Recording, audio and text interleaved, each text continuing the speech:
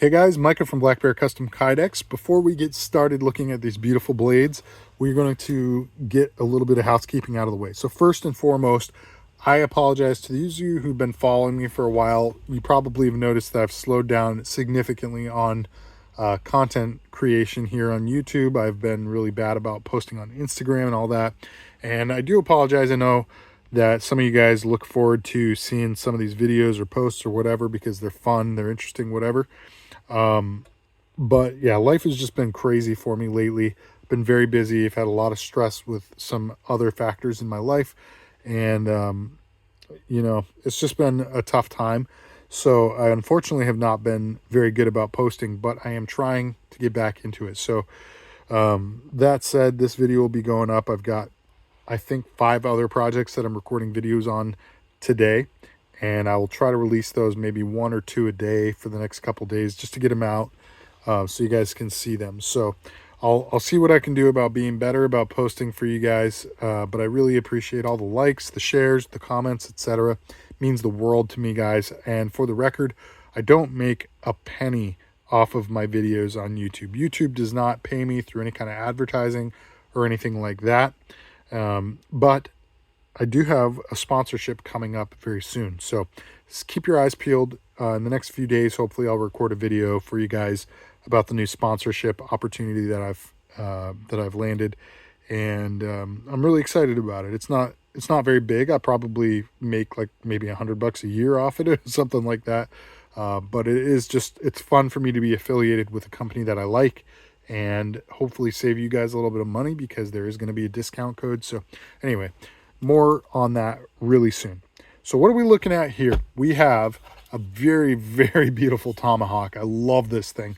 This is from an American bladesmith named Mark McCoun. And this down here, you guys probably already know, this is a Lon Humphrey Ranger. Lon Humphrey, another incredible American bladesmith. Both of these guys are absolute juggernauts and masters of their craft. So if you haven't checked either of them out, please go do that immediately. They're both amazing bladesmiths, and I love everything I've seen from both of their shops. Have just blown my mind. So getting into the details, I don't know anything about what the handle materials or the blade steel. I want to say this is 52-100 because I own a couple Lon Humphreys and both have 52-100, but that's just a guess. I'll leave the specs up to anybody reviewing to give you guys right now.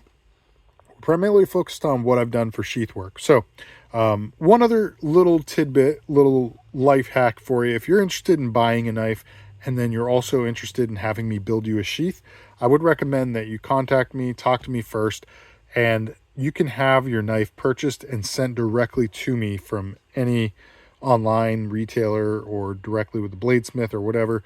And it just saves you one way of shipping. You could buy it, have it sent to you, and then ship it to me, or you could just buy it and have it shipped to me.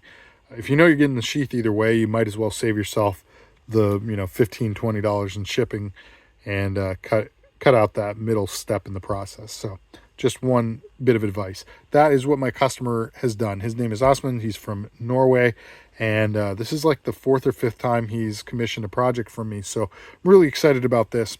And what I wanted to do for him, because he has been waiting a while, and because he is a repeat customer, I've been trying to do this for guys that have ordered 3, 4, 5 times, is I'll throw them a little bit of a bonus, a little surprise. He didn't ask for this. He doesn't know he's getting it, and he'll only first see it on this video or when he opens the box when it arrives in Norway. So what we're looking at here, the surprise for him, is a sheath for the Tomahawk. So the sheath that came with it, there were 2 different masks that came with this. One of them was just a mask, that's all. And the other one was a mask with a belt loop to carry it. The other thing that came with it was, I don't even know what it's called. Somebody help me out. I know it has a name, I just can't think of it. But it's like a belt loop. It hooks to your belt, and then it's like a horizontal ring of leather that you just drop the handle through. And so you carry it on your hip like this, hopefully with a mask on it to be safe. But yeah, it just rides there. When you need it, you just lift it up through that loop, take the mask off, and go to work. And it's a really nice little way to carry that. So I have not messed with the carry setup at all. My idea for this is to either put it in your pack with my sheath on it, or to use that loop belt carry, whatever that setup is called, and you can do that with my sheath or with one of the sheaths that came with it.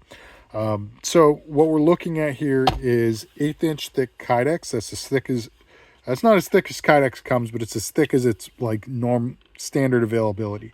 You can find thicker stuff if you buy from the right places, but yeah, this is typically the thickest that it comes as a standard item. Any thicker than this, and you'd also would have some trouble getting the eyelets to flare because of the distance that it has to travel through and then roll over on the other side. It's difficult. You want to have eyelets because it compresses your material and keeps your sheath nice and closed and snug, and you get that nice seamless edge by doing that and then sanding it down. Now, as far as the overmold here you're looking at is actually embossed cowhide. This is not alligator skin. I know it looks really convincing, but if you look at it really close, you can actually see, pick a given tile and then look for that same tile somewhere else, and you'll probably find it. Maybe not on the sheath itself because there's just not a ton of it available, but if you grab a piece of the material, you could certainly pick any one of these tiles and find an exact copy. Like, look at this one here and this one here. Look at those. They're identical. And that's the idea with the embossing, is that they kind of break it out and patternize it and make it look kind of organic and like it's a real thing. But this is high quality cowhide embossed to look like alligator skin. I love the material. I love working with it. I love how it looks at the end, but it's not actual alligator skin. So I like to just kind of give you guys those little disclaimers when I do this stuff, because I don't want to fleece anybody. And there are some people out there doing this material and calling it alligator skin, charging a hell of a premium to their customers for it. And I only know this because on a number of occasions I've had from the same maker, people send me stuff saying, oh yeah, I got this alligator clad sheath from so-and-so, and then it comes to my shop because it needs to be adjusted for retention, or they just want to replace the sheath with something from me instead, whatever the case may be. And then when I look at it, I'm like, yo, that's not alligator skin. So I try to educate you guys so you can spot the fakes, because I don't want anybody to be taken advantage of. And unfortunately, there are some makers out there that do try to take advantage of you. That said, there's nothing wrong with this material. It's super nice. I love it. And if you got a sheath with this stuff on it, hopefully you paid for what you got, or got what you paid for rather. But yeah, there's nothing wrong with this. It's really nice. And if real alligator skin would be too expensive for you, this might be the better option, because it kind of scratches that itch while also offering a premium. I'd definitely call this a premium option, but doesn't break the bank as much. So just keep that in mind in case you're shopping around for something of this ilk, and maybe alligator skin itself is too expensive. But anyway, this stuff looks really cool and feels nice, and it's just a nice option.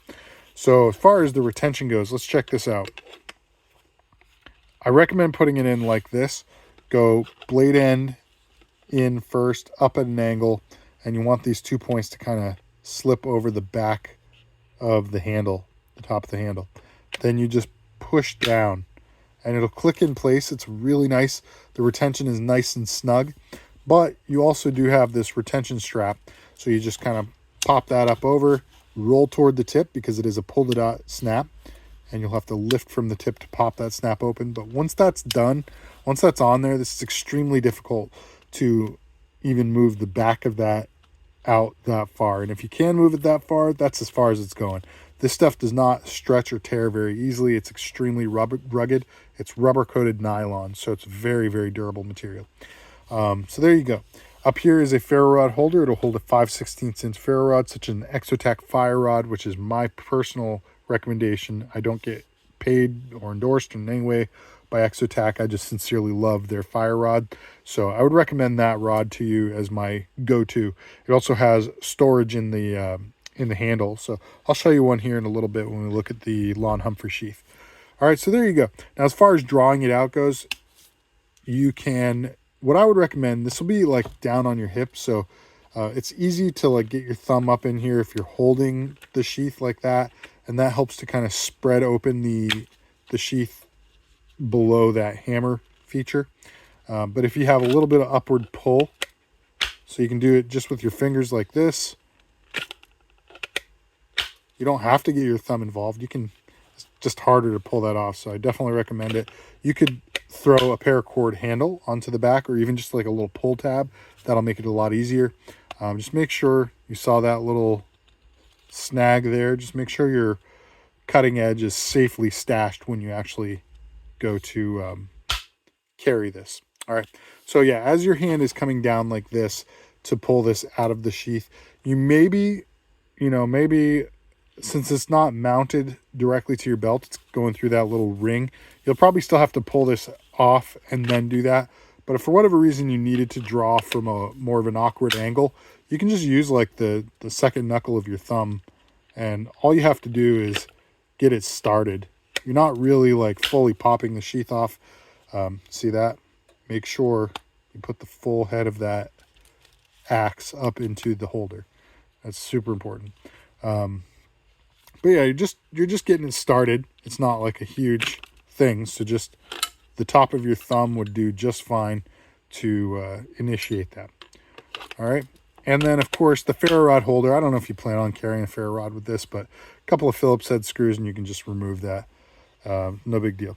So there you go. There is your surprise, Osmond. Thank you so much for the continued business and for your patience through this project delay. So I hope you love this, man. I hope you get years and years and years of use out of it.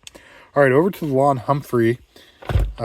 This one I absolutely love. Guys, this is actual alligator skin. It's kind of hard to spot the fake. I mean, honestly, the embossed stuff looks really nice, but this is the actual genuine article. This is American hornback alligator, and what you're looking at is part of the tail. So you get those nice, beautiful spines on it, moving in a really nice direction. The dangler here is a layer of cowhide. That's 8-ounce buffalo hide with alligator leather bonded over it. So the alligator leather on this is really just like a veneer. It's just the finish that you're getting. The carry setup here is a tech lock clasp dangler. Clasp dangler, guys, is an invention of mine from 4 or 5 years ago now. Well, 3 or 4 years, I can't remember. But basically what it is just a simple Kydex tab that locks into your tech lock. So you're carrying it as a dangler. You decide, hey, I'd rather move this up to my hip and do like a right hand vertical or a left hand cross draw, something like this. You just open your tech lock, remove that tab, and then you're good to go. Now, he did not ask for this feature, but I included it anyway. This features a tech lock pivot plate made from aluminum. It's CNC'd aluminum, and I did paint it black, and I baked the paint on, so it should be really durable. Hopefully it lasts a long time, but you can always repaint if you need to. It's also behind the sheath, so it's not very visible, but it should be very, very rugged, and that's the more important thing. So you can just pivot your tech lock 90 degrees and carry it. You know, you got that right hand vertical. You can carry it horizontally, or you could do something like a cross draw, canted on your left hip, and you reach across and draw out like this. It's a really cool option, guys. When you want to switch back, you just open your tech lock, put the tab in, and boom, you're good to go. It's very quick, it's very practical, and it's very rugged. Ferro rod loop down here. This is the Exotac fire rod I was telling you guys about. I do recommend these because they're really nice rods. It's a quality ferrocerium. And then in addition, once you've worn the rod down, you can actually just unscrew it, buy a new refill, and thread that back in. It's great. It's a really nice option. Up here at the top, you have a little watertight compartment. You can see that little rubber gasket there that holds the water out. And it's got tinder in there already, but you can pack a whole bunch of stuff in there. I've heard of guys doing fishing kits. I've heard of guys doing fatwood splinters, cotton tinder, whatever. You can choose whatever you want that'll fit in that head. But that's one of the reasons I love these things. They're just very utilitarian. Now, guys, if you are going to put a ferro rod into this style holder on a sheath, you do want to add an elastic bungee. And the reason you want that is because once you've worn the rod down, it becomes loose inside the holder. And if you were to invert this, it would just slide right out. But with the elastic bungee on there, you have compression this way, which holds it in the holder. Even if you wear the rod down, down, down, as long as there's like maybe a ½ inch of it left, which obviously has got to be at least that to use it, you should be able to retain this in there effectively. So it's a really nice feature to have that bungee on there. So I always add that. I wish ferro rod companies would just include a bungee with their product, but lo and behold, they do not. Now, I also had started, for a long time, I was like kind of, every now and then I would do a little notch like this at each side of the ferro rod holder. And then probably like 6 months ago, maybe, a customer, not a customer, it was just somebody commenting on a YouTube channel, had said something to the effect of like, one tip for you is you should put a notch and blah, blah, blah. And they kind of described this. I was like, yeah, I do that sometimes. And then I got to thinking, you know what? That's a really crappy attitude, man. You should just do it all the time, because why not? It only takes a couple seconds to do it. It adds value for your customer. I don't charge anything to do it because it only takes a couple seconds. And, you know, it definitely is a good functional feature. So that is on every ferro rod loop that I'm making from here forward. It has been actually standard for the last quite a few sheaths now, but I like to point it out. And shout out to whoever made that comment. If you're still watching, hey, comment down below, man. I'd like to thank you directly, but it was a really nice thing to comment, because it ultimately resulted in an improvement in my designs overall. So there you go. All right, so real alligator skin bonded to the Kydex is what I would call the highest premium option that exists. I can't think of a better skin. Some people have suggested ostrich or elephant or stingray or these things. Honestly, it's, you know, I'm not sure that any of those are necessarily better than alligator. An alligator is readily available and is pretty rugged. So I really love this stuff. It's my favorite stuff. American hornback alligator, guys. There you go. All right, check out the fit. Nice click in. When you want to draw, you just take a nice deep purchase with your index finger on that groove and push off here on the angled thumb ramp like butter, guys. It's really, really nice. Not a ballistic draw, which is what I usually go for, meaning once it passes the retention point, the knife or the sheath just wants to kind of fly off. But, you know, as far as it goes, once you break it, you're good to just slide that knife right out. So, all right, guys. Well, that is all I've got for you. I'm sorry we're at 18 minutes now already, but I wanted to really highlight these. I wanted to talk a little bit about the makers, and hopefully you guys have enjoyed this. If you did, I'll ask that you hit that like button, hit the subscribe button if you'd like to receive notifications when I upload new videos. And of course, I'd appreciate if you commented down below. Let me know what you think of these sheets. Let me know what you think of these two makers and any other pieces from them that you've owned or used or seen. I'd love your opinions on those down below as well. Share this out to all your friends, and guys, most importantly, stay safe out there. World is a crazy place these days. Hopefully getting a little less crazy since last Tuesday, if you know what I'm saying. But neither here nor there. Crazy people do crazy things. So take care of yourselves out there. I love you all, and God bless. Stick around for the next one.